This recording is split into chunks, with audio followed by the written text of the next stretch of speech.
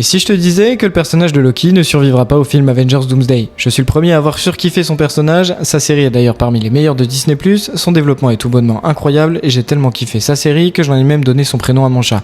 Loki. Vous l'aurez compris, je suis bien matrixé par ces personnages, mais c'est pas pour autant qu'on doit ignorer tous les signes qui ne trompent pas. Alors accrochez-vous et abonnez-vous, aujourd'hui je vous explique pourquoi Loki mourra dans Avengers Doomsday. Dans un premier temps, il faut bien admettre que Tom Hiddleston, bien qu'il soit un acteur incroyable, campe le rôle de Loki depuis déjà un petit moment dans le MCU. Et de la même manière qu'un Robert Downey Jr., l'avoir dans un film commence à devenir assez cher pour Marvel, qui préférera donner leur chance à de jeunes acteurs, comme ça a été le cas à l'époque pour Chris Evans, ou justement de Robert Downey Jr. Et dans un second temps, rappelez-vous que Loki est devenu en fin de saison 2 le dieu des histoires. Il est en quelque sorte celui qui est au-dessus de tout, il est littéralement celui qui maintient le multivers en place et qui permet justement à tous ces univers d'exister. Son importance est donc capitale et son trône, au pied du Yggdrasil, l'arbre-monde qui maintient le multivers, pourrait bien être convoité par un personnage que l'on connaît. En effet, le Docteur Doom, Fatalis, joué par Robert Downey Jr., aura besoin d'accéder au trône de Loki afin de pouvoir gouverner le multivers à la manière de ce qu'il se passe dans les comics pour Secret Wars. Vous vous doutez donc bien que Loki ne cédera pas son trône si facilement, et surtout pas après tout ce qu'il a sacrifié pour en arriver là. Ma théorie, c'est que Doom devra en effet tuer Loki pour notre plus grande tristesse afin de pouvoir accéder au trône du Yggdrasil et de mettre la main sur la totalité du multivers. De là, Doom pourra orchestrer son plan pour Secret Wars